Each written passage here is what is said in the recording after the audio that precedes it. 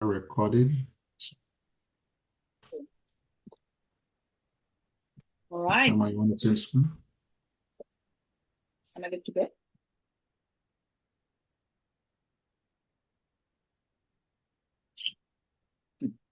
Hello again, Vancouver, Australia, you said Britain, Japan, wherever you all are from. Hello to my global BA community. I'm very happy to be here with you guys today. And I first want to thanks the Vancouver chapter for calling me the third time back in the last 6 months and for believing in me. I've been thinking of a name for my newsletter on LinkedIn for a while. And I wanted something that takes people back to building strong foundations, something that helps BAs cut through the noise, the AI noise, the agile noise, whatever it is. Something that makes BAs believe strongly in the value they create. Something that ties back to the impact of the BA profession. And at the same time, most importantly, is fun. And when I came here for your 20th birthday celebration last month, I put together a theme of the BHM, and that gave birth to my brainchild, which was my BHM is a newsletter, LinkedIn newsletter on 30th of April last month. And the purpose of BHM is to build the core business analysis and product ownership muscles and human judgment needed in the world of AI-augmented analysis. So the BHM is not even a month old, with 3 editions out. 800 plus BAs, product and project practitioners have subscribed to it. And I, BA Vancouver, you will always be very special for me for giving me my 3 firsts. My first speaking opportunity directly on an international platform for Australia.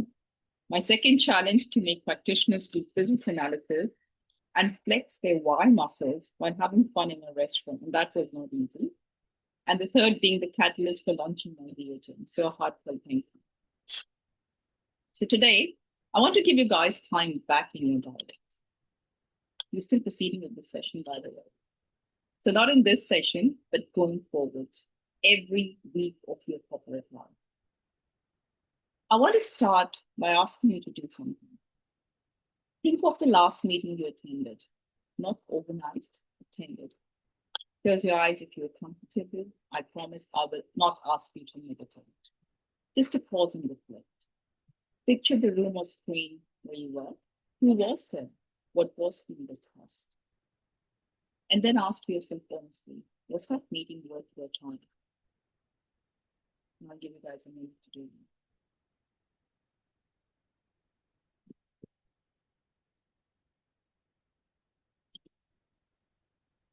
If you've already thought about it, drop a word in the chat and tell me what you felt like. Did you think that meeting could have been email? Was that worth your time?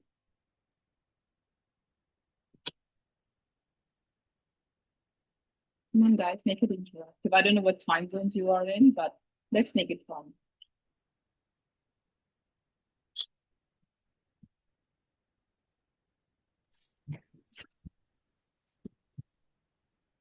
We can drop a message in the group chat. I'm just trying to check the chats. Yeah. Same. Can you guys still see my screen? Yes, we can. Thank you.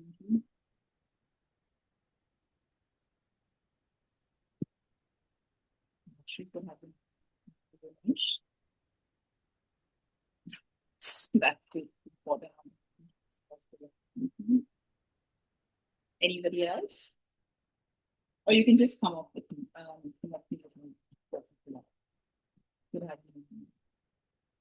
awesome. I think there is a team there. And that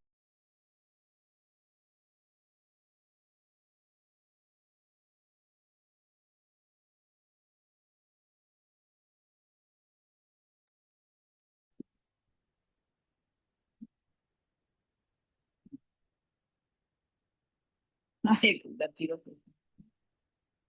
Awesome. Can you guys hear me now?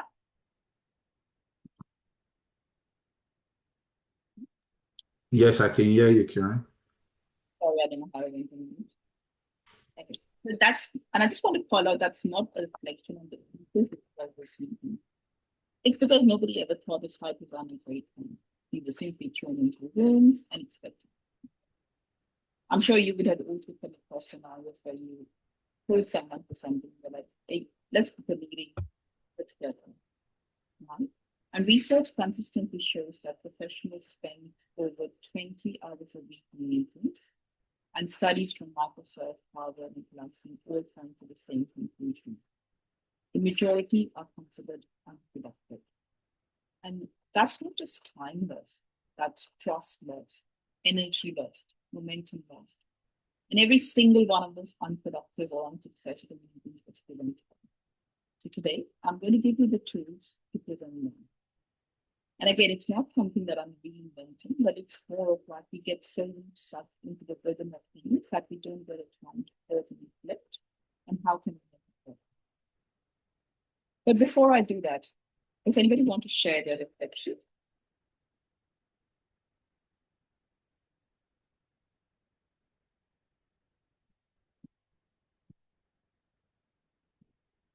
So am I not clear?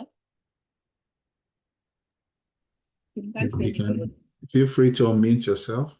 I'm just reading Kathy's message. Okay. All right, I'll just share my own reflection from the meeting which I joined recently. And I was in a meeting which was for a new PA sort of feedback. And a few meetings had happened before I joined this meeting. So 30 minutes into the meeting, I'm still unclear what are people doing there. At times it felt like we're trying to set up an education series, which the host said was not the purpose. Then my next question was it for people to present their AI use cases? The answer was no. And I was like, we've had 7 meetings before this. Can you please come around and share the vision that we have for this series? And they were again no definite answers. They were some random answers that never stitched together into a team. So it felt like a group of kids who got together and were talking about different things, but there was no team to it. And guess what happened? After like 30, 35 minutes into the meeting, I was physically present in the meeting, but 2% on the way. Why? Because I felt there was no clarity. There was no respect for the time of participants. And I could not feel the purpose of why were people there, which is, I think, similar to the. Now, this is clear for you now. If you can come up mute and let us know. Kiran, it looks like the words gets muffled in between. It goes high and low as you speak.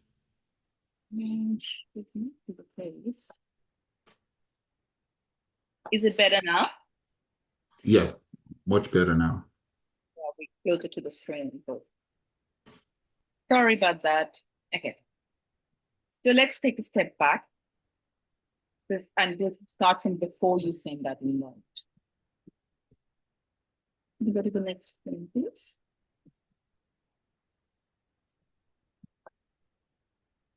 Yeah.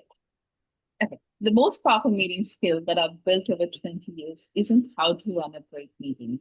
It's knowing when not to have one. So before we touch the agenda, ask yourself one question.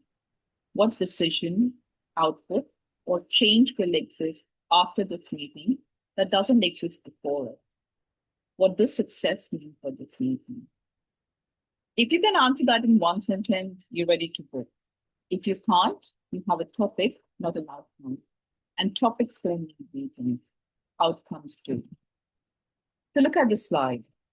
So the green rows are genuine meeting candidates, complex decisions, collaborative workshop, real-time alignment. The rest, like a dashboard, could be a dashboard, a structured email, a 2-minute video recording, faster, better, in your calendar invite required. Please note at times not being able to find a meeting slot in people's diaries slows everything down. And I want to do a call out here.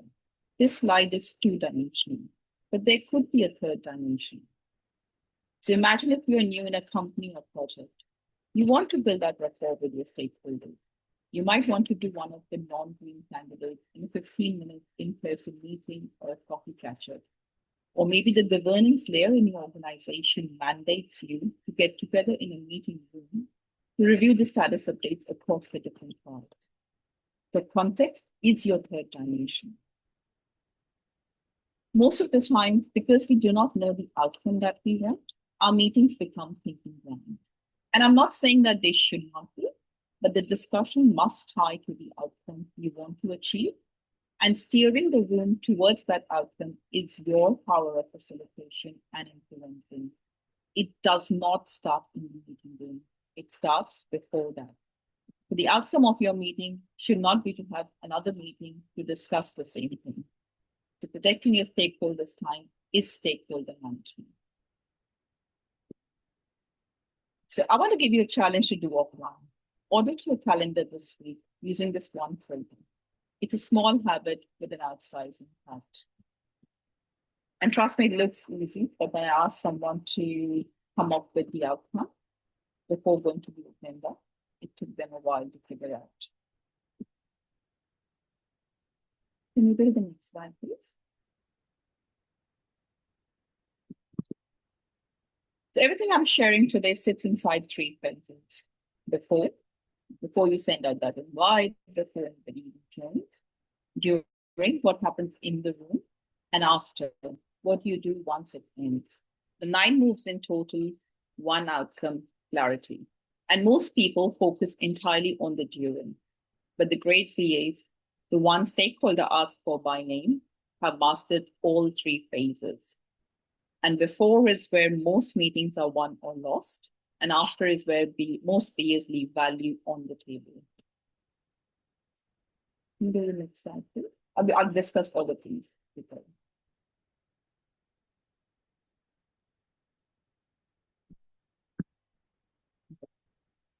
So most VAs, when they start preparing a meeting, jump straight to the agenda. 14 bullet points covering everything that might be vaguely relevant, sent out 10 minutes before the call. Instead, before you touch the agenda, answer this.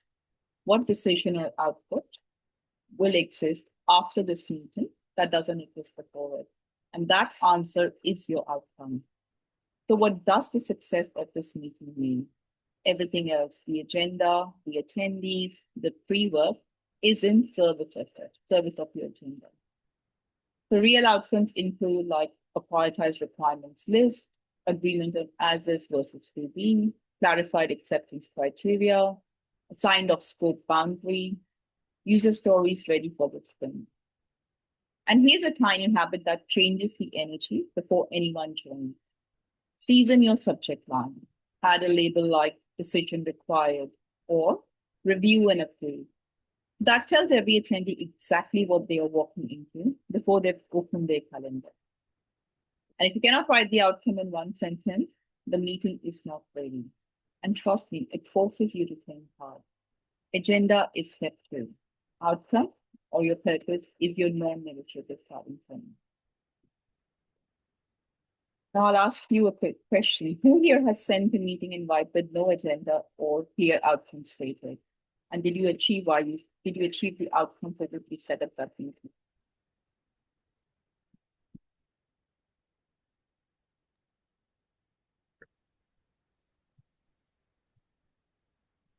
Please, everyone, feel free to unmute. I would say I've fallen into that group, though. I've fallen into that trap previously myself, where we sort of say we want to have a quick call. It's usually fall under the title "quick call," to try and quickly align. And at times we find out that we don't even have the right stakeholders, to come to the necessary alignment on that call. And what we end up finding, what I end up finding out is that call, we ended up just identifying who else was missing. And, because I had not sort of let people know what we wanted to discuss previously, I guess if I had done that in my meeting agenda, they would have been able to forward to the right people, and I would have had the right people in that meeting. So I guess that's something that, I learned way earlier. Once in a while, I still fall into it, but yeah, I think I'm much better with sending out agendas right now. Thank you, Ola. Thank you. Yeah, Kiran, as some people are still talking about the sound, though it's much better You on hear my it? end, but Can you hear it? I can, but I think I'm still getting feedback. I would like anyone else to confirm. Can you unmute and confirm if you have any issues? Yeah, Kathy says she can hear okay. I can hear okay, but it looks like the feedback. It's kind of on and off. It's okay, and then it's kind of really kind of breaking off. Same here, Kiran. Okay, Close to this. maybe move closer to your screen. I don't get scared if you just see my face on the screen. I am very close. I'm sorry about that. Does anybody else? I was just going to say, have you got any other apps running or anything that might be taking up some of the resources on your computer? No, just my. Like close anything you don't need to have running, like Outlook or anything like that. About it, it's just for browsers. Yeah, even the browsers can take up a lot. Just give me 1 second. So by that time, if you guys tell how did your meetings go without an agenda, and I'll close a few things and see if that helps. Give me 1 second. Okay. While Kiran is working on that, anyone else wants to share, their own experience of having a meeting without agenda?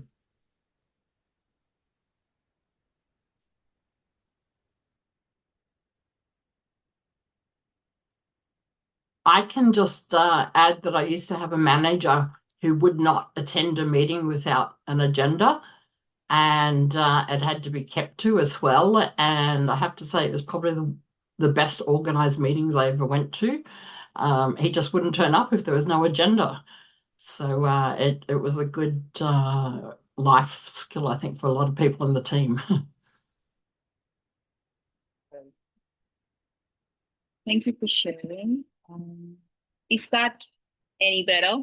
Sorry, I don't know. It's like I don't know why technology not being my friend. But I am very close to the screen, and I've just closed PPT on my laptop, if that helps. Yeah. It's definitely helping having it close to the screen, definitely. And hopefully, we can keep going. Thank you. And sorry about all of that. Awesome. So if we could go to the next slide, please. All right. So I want to share this concept of Nemawashi. So I want to start by sharing an example. So I once joined a project and organized my first meeting with the sponsor and the PM. Or rather, let's put it this way, I was asked to schedule that. So I walked in, like we all do, excited to know what the project is all about, what are we trying to change, who are the stakeholders, etc. So imagine this with me. I walked into this meeting, and thanks to the pre-COVID era, we were in a physical meeting room. I had my notebook and pen ready, and these two gentlemen walk in, and whilst they were briefing me about the project, the misalignment between them started surfacing. And very soon I caught myself in the middle of two grown-up men literally fighting. And I was not prepared for it. Thankfully, the meeting was booked for only 30 minutes, and we had to call it off even earlier than that. And my biggest task was, before going into the project details, to understand the school of thought of both the PM and the sponsor in a separate one-on-one conversations to see where were they coming from, what was the reason they were not aligned, and then gradually start bringing them together, as both were my key stakeholders and both said they didn't want to be in the same room as the other person. So I had to agree on the outcome in one-on-one sessions, facilitated the meetings, keeping it factual with the pre-work that was done, and got them together to agree on the decision. And then when the friction started coming into the meeting again, that was not related to the outcome, I would put it on a parking lot to follow the same process, one-on-one alignment and then bring it together to agree as a group. Now, that is one type of misalignment that ruins the meeting. Let's discuss another one. Has anyone ever had a stakeholder shut down their idea before they'd even finished presenting it?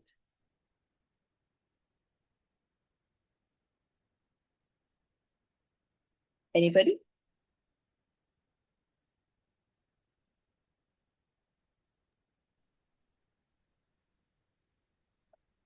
Do you want to share, anyone?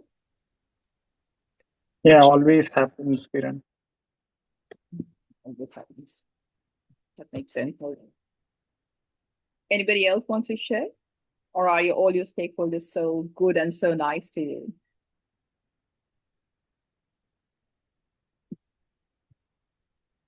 Yeah, I've had found times where it was not what they were always used to doing, so it's not the way we do it, and sometimes takes a while to get new ideas across.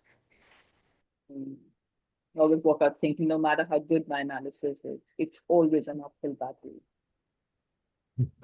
And Yeah, I too had one experience like this where we were upgrading from one software to another, and one of the key stakeholders, whole team were against this because they were reluctant in again undergoing through the training and then learning some new application. So they were really hard to convince.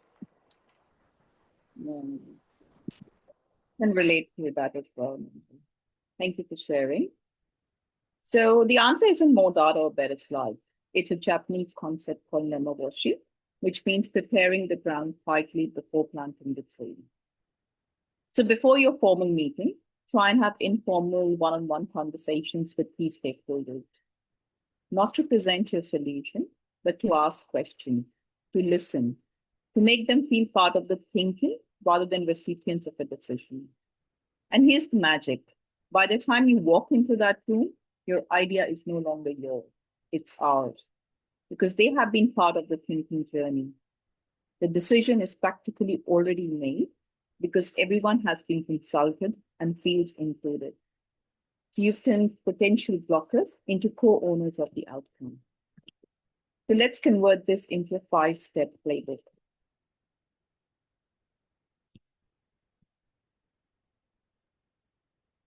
The first step is map. Who are your key players? Who influences whom? Map the power dynamics before you start with it. Pretty much what we learned in Babok. Know your stakeholders, know the influence, etc. Then chat. Have informal one-on-one conversations before the formal session. And these informal one-on-one conversations can be over a coffee catch-up, a Teams message, a corridor moment, a walk to the lift. The third is ask. Ask them, how would this impact your area? Again, ask them and don't tell. Open questions, open minds. The next one is listen. This is where you will see the tone, the hesitation, the repeated concerns reveal what really matters beneath the surface. And the last is credit.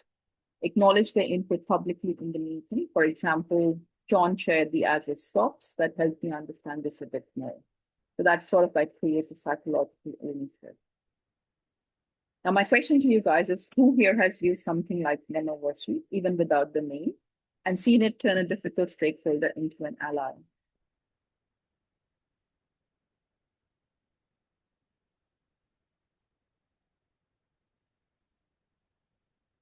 None, guys. I can't see you all, so I don't know if you're like already very bored, but I will still keep asking questions. Yeah, please, everyone, feel free to unmute. Yeah, the safe space, guys. Let's talk. I mean, like, that's how we all become better for years. I am also learning as I'm going through this and as I was preparing for this.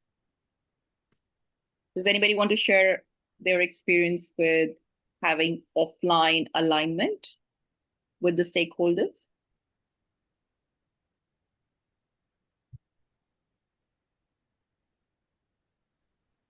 I'm still Yeah, waiting. for me, I would say, It's is that very Arjun? important. Right? Yeah. No, actually, this thing happened in online because I'm working from home remotely. Yeah, this happened online as well. Like, just had the informal session. When I initiated the project, just had an informal session, get to know their challenges, get to know the stakeholders, and then I scheduled a focus group sessions. And then listening to their pain points and issues. So yeah, like we could do that online as well. Like, if we but this actually, some proactive from BA and also the manager. Like, actually, when we have when we involve managers, senior managers, just to know about the stakeholders, like that their involvement is also a key part here. Actually, it's not just a BA, because when BA joins a project, we don't will not be knowing who are the stakeholders. I think the when we involve senior managers and their involvement in the project makes a difference to knowing more stakeholders here. Yeah. Thank you for sharing, Arjun. Yeah, I think I also have something similar. I recall when I joined like the post-secondary school where I currently work with, um, being someone that has always been in the private sector, the sponsors actually helped me to understand, the whole essence of actually meeting my stakeholders offline and also the kind of words I actually speak with them. So for people in the higher education sector, I think there are some words that you would say that the stakeholder would, misinterpret it. And the whole essence of having those offline conversations, working through my sponsor to actually understand my stakeholders better, having those conversations before we go into the meeting. I think it really helped me with that particular project because I was able to get a lot of alignment much faster than if I had just gone full health. Because I had a colleague that was, engaging and was always getting pushback.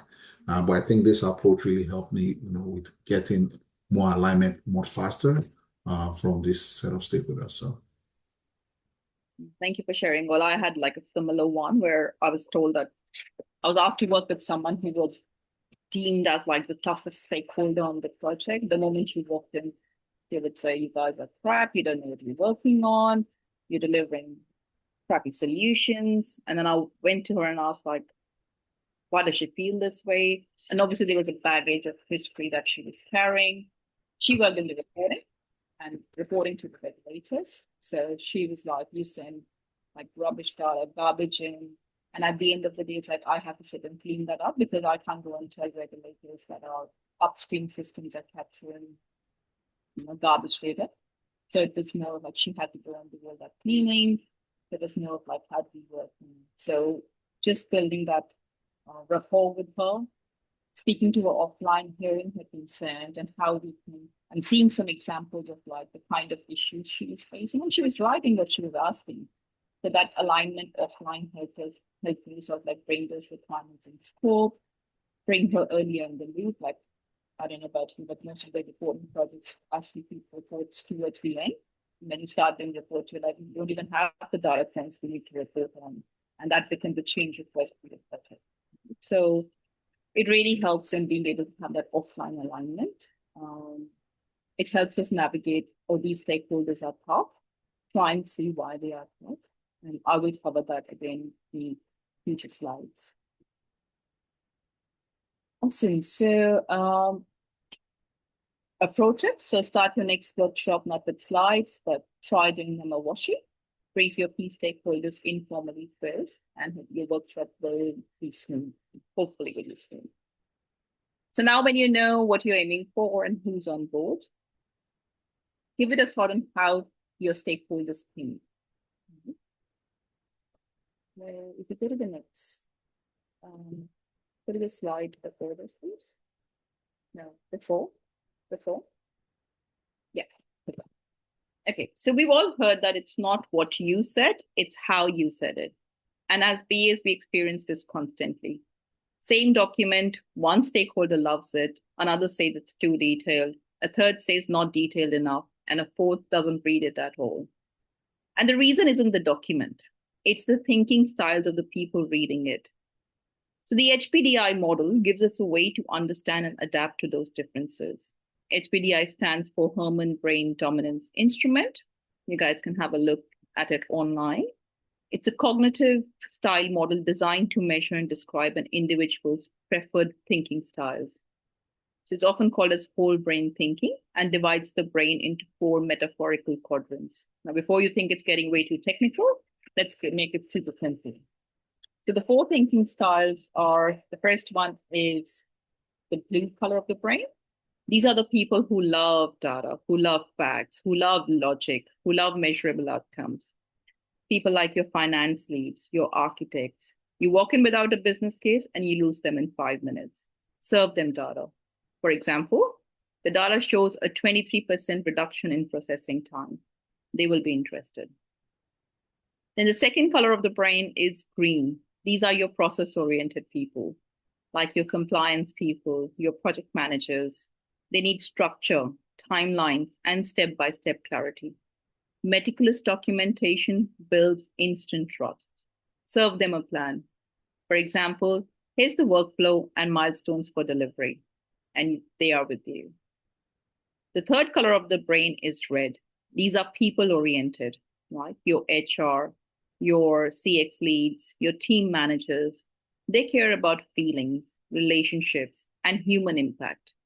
Lead with empathy before diving into requirements. Serve them a story. For example, this change will make onboarding smoother for new hires. And the last one is yellow. The big picture people, your executives, your innovation leads. They want the strategic vision and the horizon.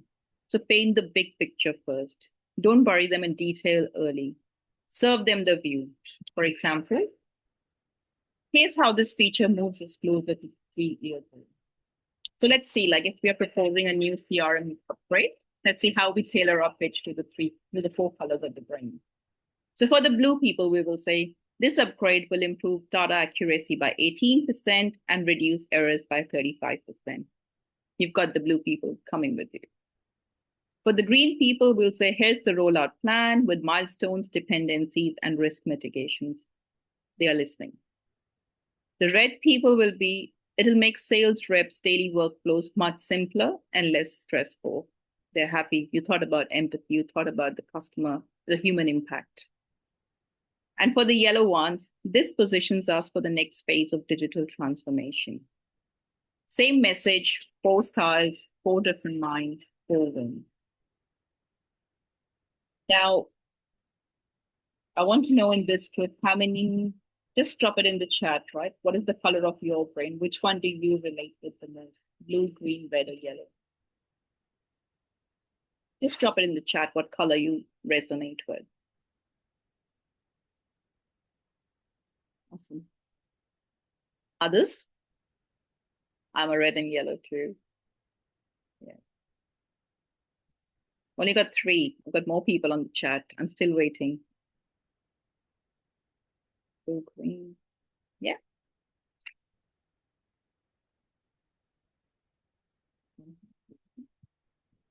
So now you can see, like, all of us process information differently, right? Now, the problem is that the most students have all 4, right? And your job is to speak all 4 languages in the same meeting. Same recommendation, but 4 completely different ways to present it. 4 people who all be genuinely heard. The same message, 4 styles, 4 different minds, 4 wins. So when you walk into a room, pause for 10 seconds before any meeting and ask, who's here and how do they process information? And then adjust your opening accordingly. Looking at the colors again. We've got a lot of blues and greens. So a thing that I've not added in the slides is for you guys to think about making your facilitation inclusive. So in one meeting, you have different brains. And again, no 2 people process information the same way. Some people need structure before they can speak. Some people think by talking out loud. Some need to see things mapped visually before it lands. Some need silence before they can contribute. And some lose focus even before your long agenda ends. Right? So the way you design your workshop enables people to bring their 100% to the meeting or not. So in most of the workshops, we as BAs or whoever is running that meeting obsess over three things: agenda, outputs, and time. I'm sure most of the meetings you go to, your first slide is your agenda, the time everybody gets, and what are we trying to achieve. But what rarely gets asked is, have I created the conditions for every person in the room to bring their full 100%? And that's the gap between a good workshop and a great workshop.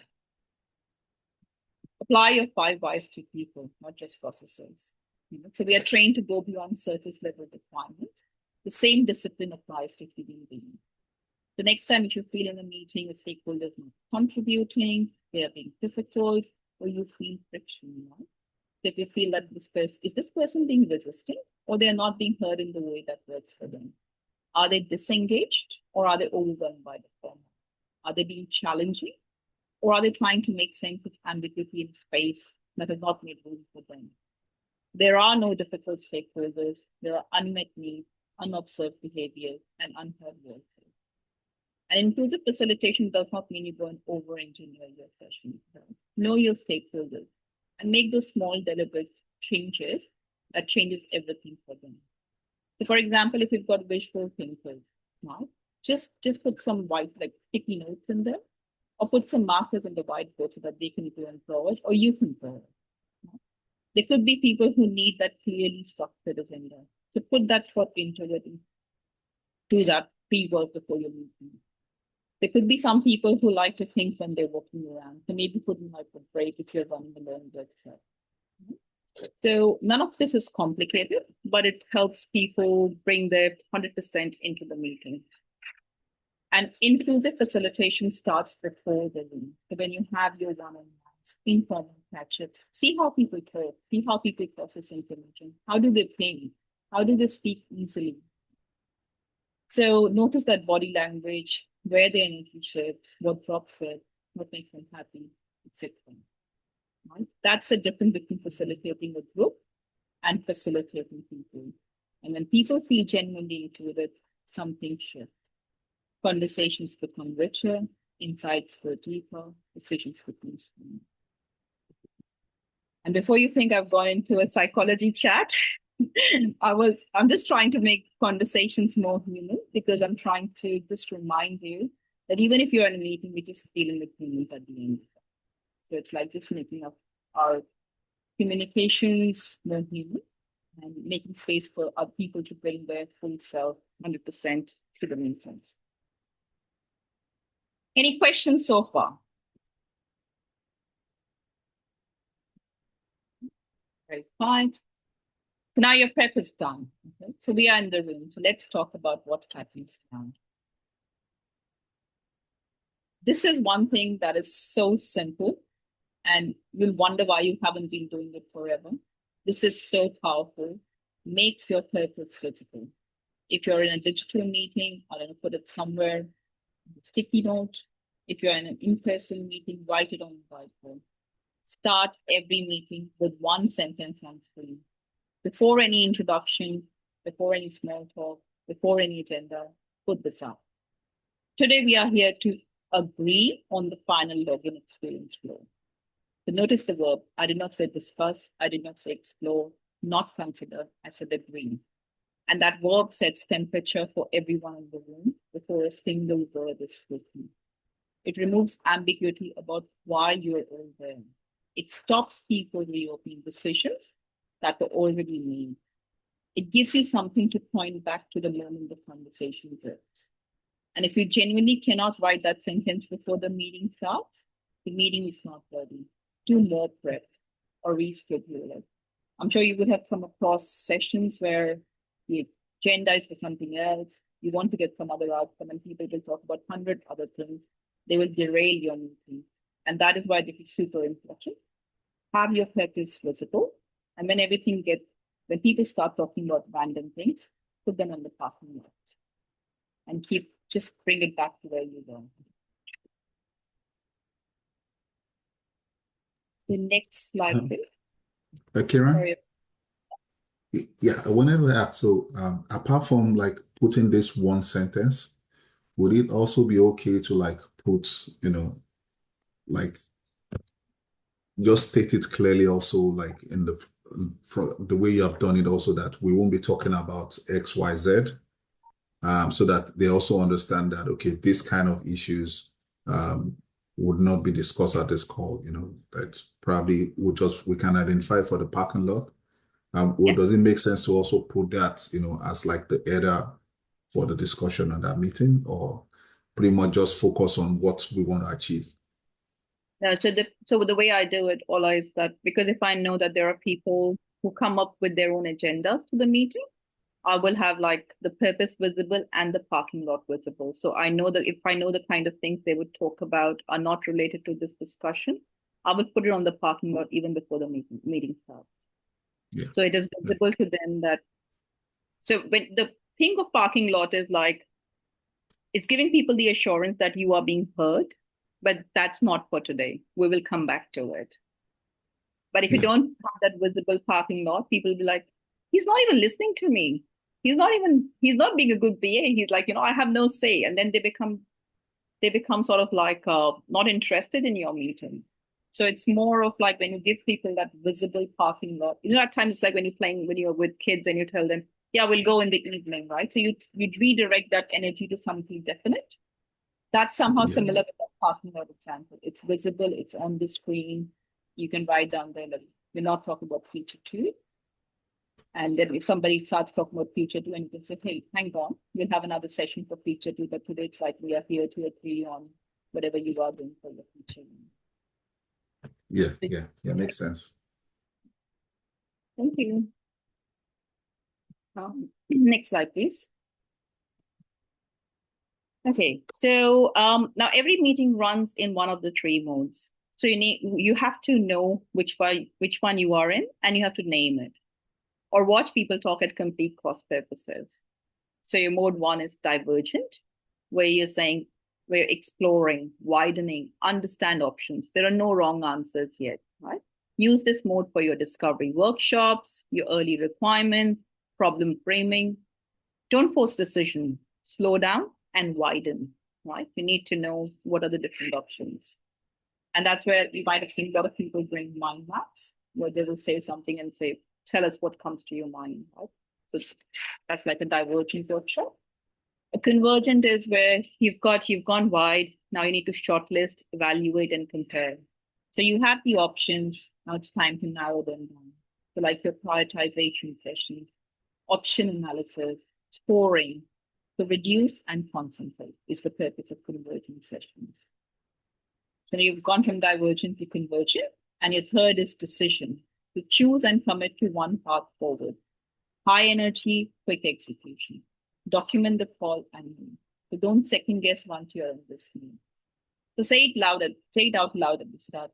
Today we are in decision mode. We've done the exploring.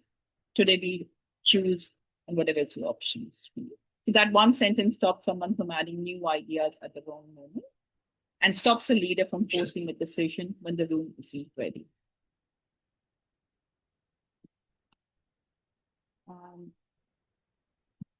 So that sets the temperature. And I'm sure for all of you who love AI, you know that even AI comes with that temperature setting. So now let's talk about the craft of facilitation itself. So facilitation is not about controlling the room. It's about guiding the energy. In case you are thinking, I'm going to spiritual session today, from meditation to psychology to guiding the energy. See, BAs are so versatile. Okay. Facilitation is not about controlling the room. It's about guiding the energy. So the BA who facilitates well is the one stakeholders remember, trust, and ask back for the most important conversations. So here are some techniques. Round robin check-in. So before you open the discussion, go around the room. One sentence from each person. It stops one voice dominating, and it surfaces the quiet analyst who actually has the most context, but is not talking for whatever reason. The round robin is very powerful. The parking lot is spoken about it so much. It keeps a visible space for ideas that are valuable, but not today's fit. That's important. Let me capture it so we stay aligned to today. You validate the person without derailing the meeting. The next is say back summaries every 10 to 15 minutes. So what I'm hearing is whatever you are hearing. So this keeps alignment, confirms understanding, and gives people a chance to correct the report before you move on. So that this prevents you sending meeting minutes, you get feedback, you send meeting minutes again. So say back summaries help. Silent brainstorming. So 2 minutes of independent writing before group discussion dramatically reduces group things. So it gives introverted stakeholders an equal chance. So forgotten, the term has slipped my mind, but if you have people who don't talk in like a bigger room, if you put them in like small, give them that minute of like, have brainstorming with yourself or in a smaller group of 1 or 2 people and write it down, like a sticky note or something. So for introverted stakeholders, you could break it down into smaller groups in a brainstorming kind meeting to go around, or just ask for their opinion on a topic without them feeling they're being called out. So you don't have to necessarily say, so Ola, what do you think, right? So don't make it like obvious, but just make sure that what they are saying, what they're feeling, they are able to share it. Digital scaffolding, you've got Miro, is a great collaboration tool. You've got voting tools. You can have shared templates that you can populate in the meeting itself. And in hybrid or remote meetings, these are essential. Nobody contributes to it when it's free. So you might be sort of like updating a template in the meeting itself. And when you're writing, somebody might say, hey, that's not what I said. This is what we mean. Now, mirroring is another technique where you match other person's pace and energy. And again, before you feel like it's a psychology session, I'll probably park it for some other day. But it's more of like you just matching the other person's energy. And I don't know how it works psychologically, but I think you get better input from the other person, better engagement. Okay, so which of these are already in your toolkit and which one is the gap you want to close after today?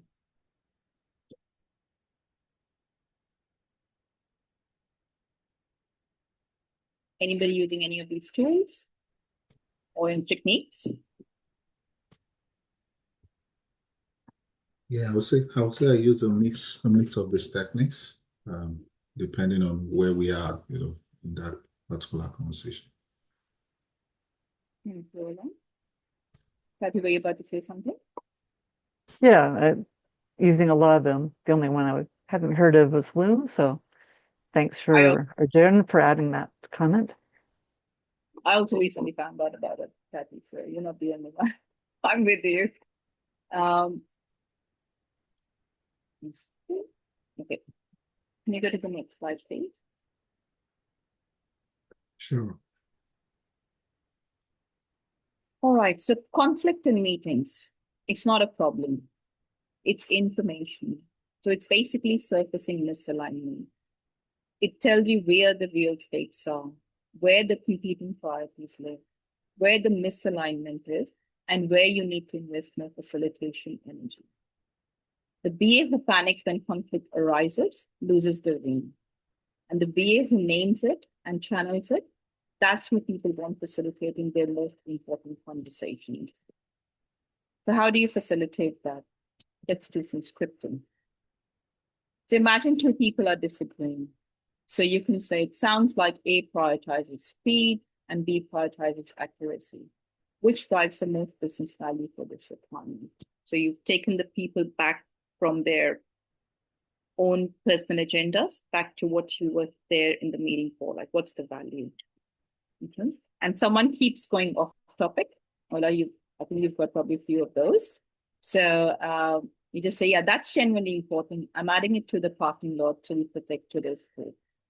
And trust me, I use this a lot because there are a lot of people who are waiting for their first chance to derail the meeting, not with bad intentions, but just because they've been thinking about something and haven't had a space to talk about it. So they want to talk about it in a meeting. So it's not that somebody is intentionally trying to derail your meetings. It's just how people process information, how people share information. If the room is silent, no engagement, then let's do a silent round. Everyone write one thought, then you share. If you have one voice that's dominating, I don't know if you've heard the term HIPPO, which is like the highest paid person opinion. it does not always mean like highest paid person, but more of not making the meeting strictly hierarchy. So, at times if you have your sponsor there, nobody else talks, right? They talk. Or you've got your operations, head of operations there, nobody talks, they talk. Or if you've got, I don't know, like any of the senior people or anybody who's got a more stronger, more dominating voice, everybody sort of like does not want to contribute. So in that case, you can say, before we close on that, I'd love to hear from Heather. And what's your read on this from this meeting? And the other one is going in circles. So we've heard strong views both ways. So let's time box it for 3 more minutes, and then we commit to a path forward. So I think this is what you said, Manchu. So obviously, it's like when people are going around in circles, you time box it, and then for after that, it's like whichever mode you are in, convergent, divergent, decision, then bring it back to where you want it to go. So the psychological safety starts with you. The tone you set in the first 5 minutes determines whether people bring their best thinking or their most defensive thinking. And the next is when a decision emerges from all of that, how do we make sure it actually sticks? Now, before I go there, are there any questions on this one? Are we still feeling it's a psychology session? That's the power of BAs to work with humans, right? So yes, we are by default a little bit of therapists, I would say. Yeah. Awesome. Let's go to the next one. At least it adds a smile to your faces, so it's good. I'm happy about that. Okay. Now, here's the most common failure I see in a lot of meetings. The conversation gets to a good place. Everybody nods. Someone says, yeah, sounds good. Everyone leaves thinking a decision was made. And then 3 weeks later, people will come back saying, I don't remember agreeing to that. And you are back to square one. So yeah, sounds good is not a decision. A decision is only real when it is documented, understood by everyone present, accepted by the right people, and visible to anyone who needs it going forward. And here's the ritual I want you to build into every meeting without exception. Reserve the last 5 minutes every time and run through this. What we decided. Again, say it clearly in plain language, not in BA or tech jargons. What we deferred, what goes on the parking lot or next agenda. What we still need, gaps, missing information, outstanding sign-offs. Who owns the next step? Again, names, not roles, so that we make it definite. And by when, a specific date, not soon, not next sprint. Right? So when you run that recap every time, stakeholders start arriving better prepared because they know you'll make them commit. And your project documentation practically writes itself. And for all of us, because now we are using AIs for our meetings, here's another tip for you. Every time you take an action or every time you make a decision, make sure you use that word, and the decision is this or the action is this, so that AI does not hallucinate. It knows that, okay, when they said action, the next bit, what they're saying is amazing. The other thing that you can ask AI when doing your minutes is like, are there any implied decisions, implied actions that it's like that's not specifically captured, but make sure it flags it for your review. So AI makes our life simpler that way. Make sure it's like you help it get exact, accurate minutes and no hallucinations. Okay, if someone has to leave before the recap, that's fine. Send them the summary within the hour. The recaps still happen. You just need to catch up asynchronously. And AI now helps you with the first draft of the minutes. So, and when Copilot or your AI summarizes it, you can ask it to pull out all the actions and decisions made. So if you have prefixed it, it does not have to guess. It will just summarize from the script. Anybody wants to share any of their thoughts? What sounds like the screen to my asking answer.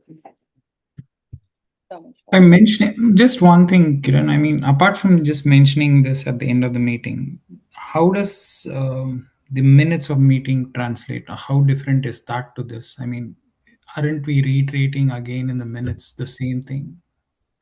So the thing is, when you send minutes, it's like an offline call, right? So if like, let's say you and I have a meeting, and when you are reiterating, like you are sort of like towards the end, in the last 5 minutes, you're like, this is what we said, this is the summary of it. And if I don't agree, I'll be like, no, that's not what I meant. This is what I meant. Or maybe this has not been captured correctly, right? But imagine you have a meeting with 20 stakeholders and you send out minutes, and let's say something has not been captured correctly.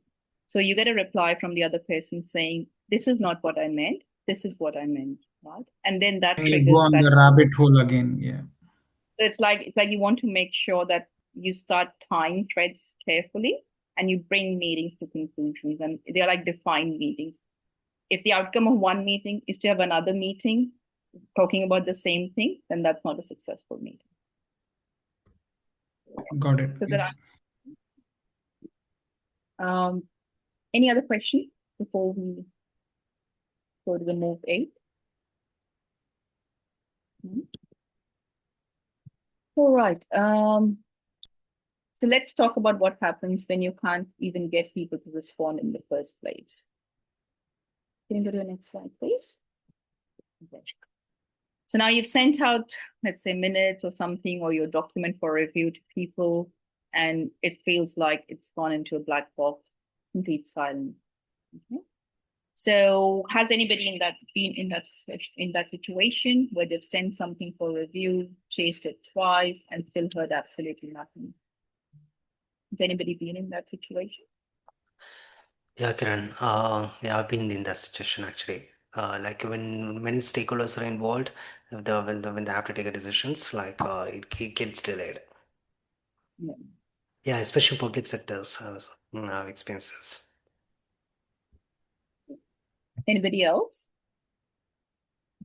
Yeah, I've also been in that. I would say I'm still even in that in that situation. You have a meeting, and part of the action is, we continue the conversation maybe on the Jira ticket to get decisions and all that. And, you just end up assigning the ticket to people, and you're not just getting any traction. And you end up setting up another meeting to follow up on the ticket that, you already created to get a decision. So, yeah, it's something I've experienced. Or you need to tell people an agent that they can run every morning to get a list of all the things that have in common in Jira against their name. I actually suggested that to someone yesterday, so maybe that's what you were telling me. Okay, so now it's rarely because people are ignoring you, right? And people are not responding. It's not that they're ignoring you. Diaries shift, priorities reshuffle, and your request slides quietly to the bottom of the pile. Stakeholder engagement isn't about chasing people. It's about reducing friction and making it genuinely easy for them to contribute. And I'll give an example. Like I get a lot of resumes for review, and some of them it's like I keep procrastinating it. Not that because I don't want to do it. I just feel that they're like it's just overwhelming to read those, right? So it's like I'm like, yeah, I'm gonna get a cup of tea and sit with that and do it. But if there's something that's in a more readable format, something that I can digest easily, I would probably do it straight away and send it back to them in like 15 minutes or so. So that's the thing around making it easy for people to contribute. So here are some gentle stakeholder nudge techniques. I've tried this a lot of times where it's like, if I don't get anything from people, so let's say I'm waiting for you to reply by, I don't know what's the date today, let's say 27 hours, okay, I'm waiting for you to reply by 28, and I haven't received any reply, I'll put 15 minutes in their diary, and I will just put the calendar invite title like review your input needed. And trust me, most of the time people respond right before it starts because they don't want to come to a meeting necessarily. Because again, in that meeting, you'll be like, well, I'm waiting for your review. Do you want me to go through it again? So they will reply just before the meeting. I mean, it does work. Try it out. The other one is this actually I was suggested by like an associate director I used to work with. And he asked me to block my calendar, like an hour in my diary, for me to review your document at my desk and put that thing as the title, like in the title, blocking your time to review this. So it respects their schedule and dramatically increases response rates. So far, I've not done it for a lot of people, but that's also one way people, again, as I said, it came as a suggestion from one of the senior leaders. The third one, which is the walk-ups and coffee catch-ups, this works beautifully. So, somebody might be like, yeah, I'll come back to you. I don't understand what she has written here. What does she want from me? So walk up to their desk if you're in the office, go for coffee catch-ups, go for walk. At times, it's easy to have an in-person 5-minute conversation, and that beats your 3 formal email threads. People open up more, clarify faster, and focus better when the conversation is human and relaxed. So this works beautifully. Try this out. The next one is highlight their section. So I don't know if people still produce like the 100-page BRDs or FSDs. But if you do, it's like just tell people that this is the section I want you to review. This is the section relevant for you. Reduce the cognitive load. So when you send out your pack or your document, just say for person A, I'm expecting you to review sections 1 and 2, person B, sections 3 and 4, so that they know that I don't have to read 100 pages, I just have to read these 5 or 10 pages. It increases the quality of what comes from. Because if I just take my own example, it takes me like 10 hours to read chapter 1, and then after that, I'm in fire. So you have to reduce the cognitive load. In some cases, propose the decision for them. So if nothing is emerging, summarize input, do your option paper, put everything onto one slide, recommend one option, and ask them to confirm a decision. I use it very often, especially for process flows, because people are not able to tell me what's right, what do they do. So I just gather information from different places, put it together onto the process map, and ask people to agree. And that's when they would think, no, this is not right, this is not how it works. So nothing accelerates sign-ups like a clear choice already laid out. The other one which also works is the kind reminder. Just checking if you've had a chance. I've held the space for your input. So 1 line of empathy again beats 3 formation. So just in time, something could happen going on there. So have any of you used any of these? Any other approaches or any other approaches that work well for you? The walk up is very, very helpful actually. Yeah, I have experienced that. I mean, to a person who is very busy, but just while they're walking during the corridor to a coffee or just walking along with them and having a quick discussion answers a lot of queries. So, Informal settings always work. I mean, it's always better to ask for people, right? Even I have one experience. I mean, it's not an experience. So the other method that I use is I send like 3 gentle reminders and all. And the 4th one, if I'm not able to catch hold of them or get their approval, then my 4th email would just be like, if I don't get any response on a certain date, then I'll consider this as deemed approved. And most of the time, people will get back before that day. Okay. I do tell people about a small puppy that will keep following them around until they give me what I want. So get her off our back, give her what she wants. And it makes it. No, I'm like that little puppy that will keep following you. So it brings a smile to their face, whatever they were stuck in, it breaks that loop, breaks that thread. And they're like, tell me what you want. For me, yes, Ola, sorry.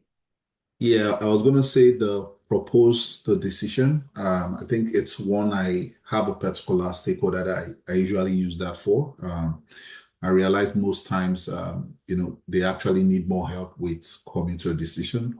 Probably it's more technical and they need more clarity and all that. So it's something I've been using a lot, and I see I've been getting much traction with that particular stakeholder when I adopt this style of proposing a decision and, trying to give them as much information that will help them to get that comfort. Yeah.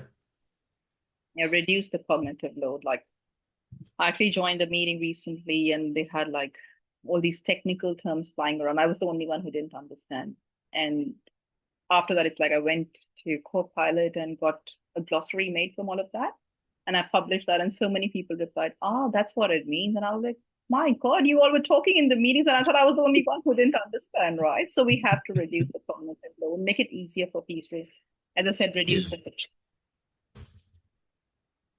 I can see that you said block the slot for them. Good. Anything else that you use which is not here, and other than what Manju just mentioned, anything else? Okay. If you find anything, let me know, because stakeholder management meetings are pretty much day in, day out our lives.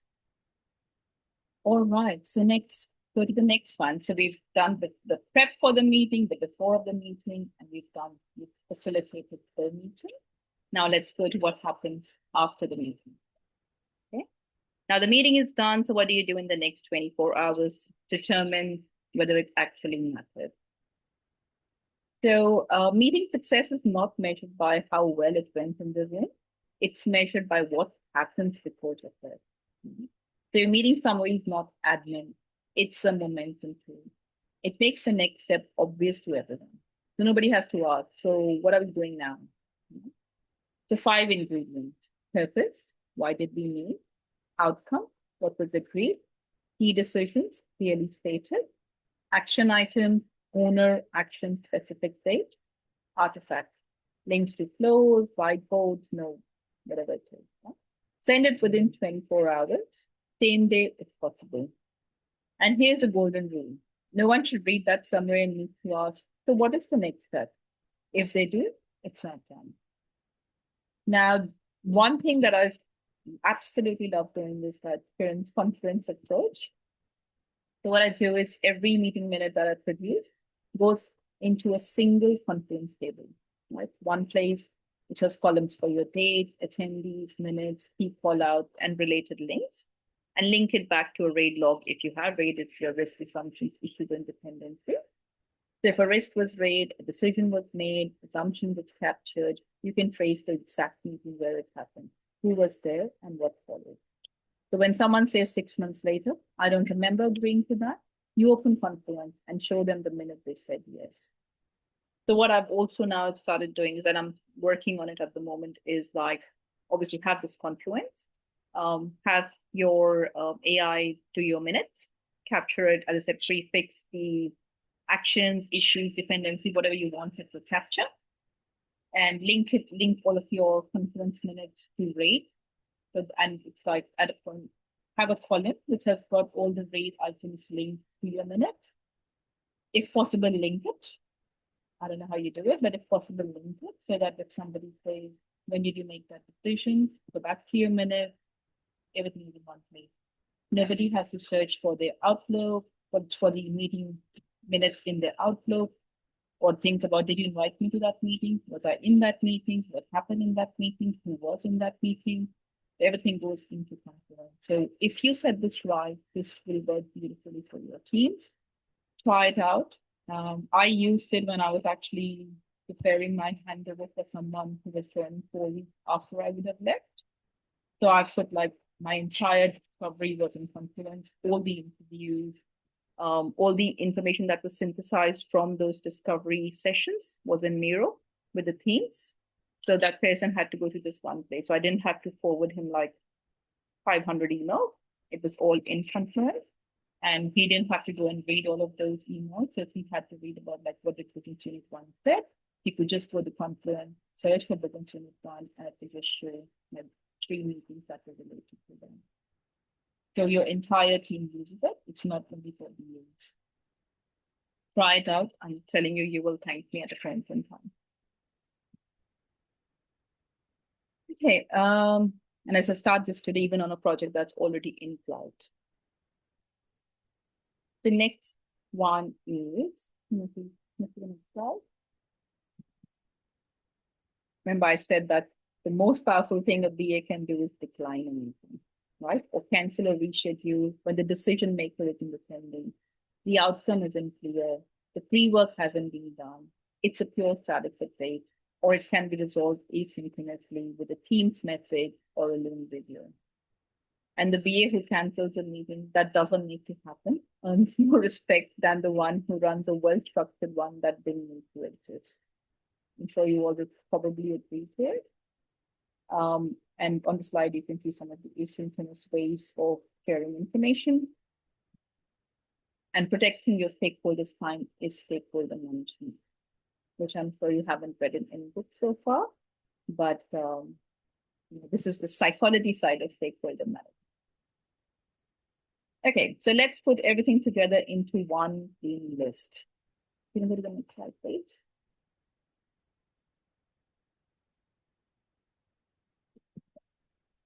So this is your one-page playbook. Everything we've covered today, compressed into a checklist. You can use before every single meeting. So before is outcome defined in one sentence, NEMA wash it done, right people confirmed, pre-work shared 24 hours ahead, subject line labeled, HVDI styles considered, inclusive facilitation considered.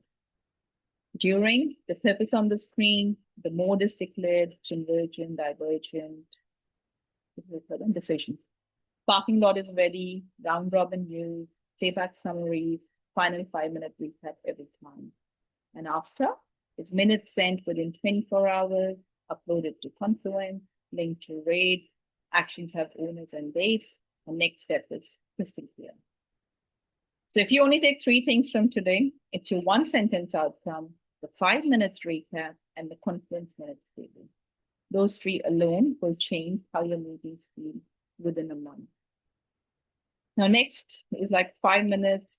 Take 5 minutes to apply this to your own world. Okay, let's not take 5 minutes. Let's do probably 3 minutes. And I want you to work through these 3 questions. Pick whichever one resonates the most, right? So question 1 is, think of a recent meeting that didn't go well. Which phase was the gap? Before, during, or after? Question 2 is, which one technique from today would have changed that meeting? A NEMA washi, your outcome, 5-minute recap, the Confluence trail, etc. And the question 3 is, what will you do differently in your next meeting? Name something specific, like I will start with a purpose statement is acceptable, but if you self-facilitate better, I don't know, what does that mean? Okay, so I want you guys to have a little bit of self-reflection. Think of a recent meeting that didn't go well. Which voice was the gap? Which one technique from today would have changed that meeting? And what will you do differently in your next meeting? And I will start calling out people's names who haven't replied at all today. So it's time for you to think. Give yourselves 2 minutes. 3 minutes, okay.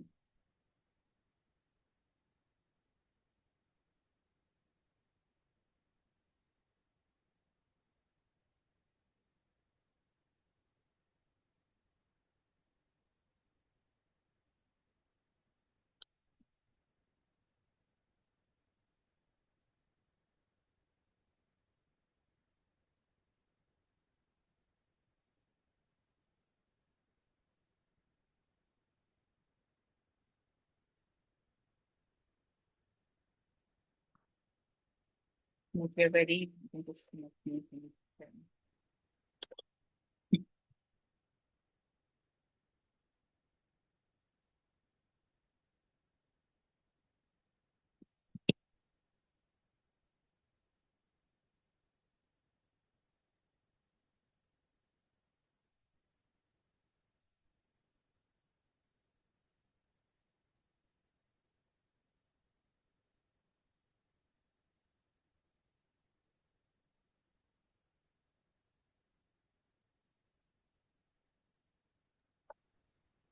So Kiran, do you want people to unmute when they're ready? Or Yeah.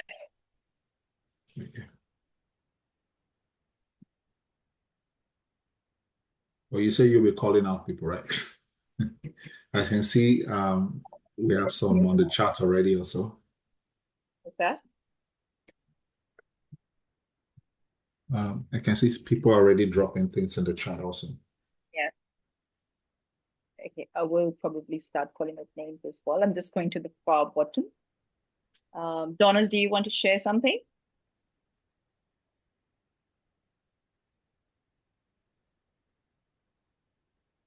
Donald, are you there? And if you're talking, you're on mute.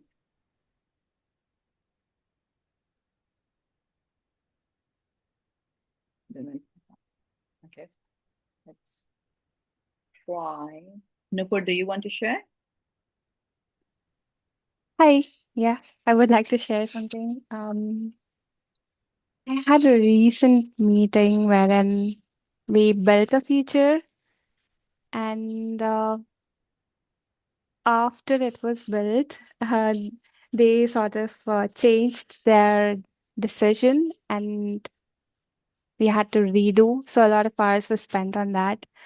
I think from what you shared, it will be good. That is the now. Okay, so for business analysts, meetings aren't calendar events. They are value creation moments. So every meeting you lead is an opportunity to help people think better, decide faster, and move the project forward with confidence. Running an effective meeting isn't just administration, it's stakeholder management in action. It's influence without authority. It's the thing that separates the BA who attends from the BA who transforms. So here's your commitment for this week. Before your next meeting, define the outcome in one sentence. After it ends, send crisp minutes, link them to your RAID log, and upload them to Confluent. Do those things consistently, and I promise you, the quality of your meeting and the trust your stakeholders place in you will be measurably different within a month. Thank you so much, Vancouver. It has been a great, genuine pleasure. And stay connected. You can add me on LinkedIn and or subscribe to my BA Gym newsletter. And I promise you won't regret spending approximately 5 minutes of your time every fortnight. And if there's anything else you would like me to cover in the newsletter, send me a LinkedIn message and I will write about it or share something with you that might be of help. So thank you once again. Have a good night. Have a good rest of the day, wherever you are joining from. But thank you so much. Thank you so much. Thank you so much, Kiran.